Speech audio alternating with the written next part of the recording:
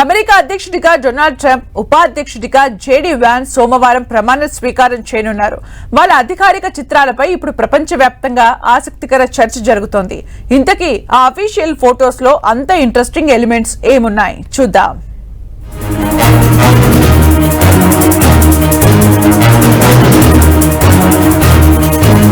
America అధ్యక్షుడు Trump అధికారిక చిత్రంపై ఇప్పుడు ఇంట్రెస్టింగ్ డిబేట్ జరుగుతోంది. నీలిరంగు సూటు, తెల్ల చొక్కా, నీలిరంగు టై ధరించిన ట్రంప్ కోటుపై ఎడమవైపున అమెరికా జెండా సింబల్ను పెట్టుకున్నారు. కాకపోతే 2017 నాటి అధికారిక చిత్రానికి ఇప్పుడు ఉన్న ఫోటోకి మధ్య చాలా తేడా ఉంది. 2017లో ట్రంప్ అధ్యక్షుడైనప్పుడు ప్లెజెంట్ గా స్మైలీ ఫేస్ తో బ్లూ కలర్ షూట్, తెల్ల చొక్కా, నీలిరంగు తెల్ల చొక్కల టైని వేసుకున్నాడు. కానీ ఇప్పటి ఫోటోలో డ్రెస్ అలాంటిదే అయినా ట్రంప్ లుక్స్ చాలా సీరియస్ గా ఉన్నాయి. తల కొంచెం కిందకు దించి ఎడమ కన్ను కంటే కుడి కన్నును చిన్నది చేసి సీరియస్ గా చూస్తున్నారు. ఇక పెదాలపై ఏమాత్రం నవ్వు లేదు. పైగా పెదాల్ని సీరియస్ గా అదిమిపట్టి చూస్తున్నారు. ఈ లుక్స్ ఇప్పుడు సోషల్ మీడియాలో వైరల్ అయ్యాయి. ఈసారి ట్రంప్ పాలన కూడా చాలా సీరియస్ గా ఉండబోతోందన్న దానికి ఇది సంకేతమంటున్నారు నెటిజన్స్.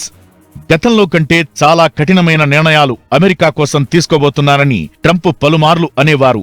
ఆయన విధి విధానాలు ఎలా ఉంటాయో, ఎంత సీరియస్ గా అడ్మినిస్ట్రేషన్ చేయబోతున్నారనేది ఈ ఫోటో ద్వారా స్పష్టం చేస్తున్నట్లుంది. మరోపక్క అమెరికా ఉపాధ్యక్షుడిగా వాన్స్ మాత్రం 2 చేతులు కట్టుకుని చాలా జోష్ గా కెమెరా వైపు చూస్తూ నవ్వుతున్నారు. ట్రంప్ లుక్స్ ను మాత్రం 2023 నాటి ఆయన మగ్ షాట్ తో పోల్చి చూస్తున్నారు.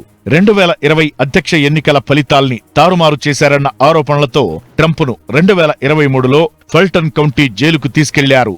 ఇతర ఖైదీలను ఫోటోలు తీసినట్లే ట్రంప్ను మగ్ షాట్ తీశారు. అందులో ఇలాగే సీరియస్ లుక్స్ ఇచ్చారు. ఆ ఫోటోను గుర్తుకు తెచ్చేలా ఇప్పటి అధికారిక చిత్రముంది. దీంతో రెండింటినీ పోల్చుతున్నారు అమెరికన్లు. తనను తప్పుడు ఆరోపణలతో అప్పుడు జైలుకెళ్లేలా చేశారని, ఇప్పుడు తాను అమెరికా అధ్యక్షుడినయ్యానన్న ధీమా, సీరియస్నెస్ ఫోటోలో కనబడుతోంది. దీంతో ట్రంప్ ఈసారి ధిక్కార ధోరణితో వ్యవహరించవచ్చని, న్యాయపరంగా తనకు ఎదురయ్యే ప్రతికూలతల్ని కూడా అధిగమిస్తానన్న ధీమా ఆయన లుక్స్ లో కనబడుతోందని రాజకీయ పండితులు దీనిపై అనాలిసిస్ ఇస్తున్నారు. చూద్దాం ట్రంప్ ఏం చేయబోతున్నాడు.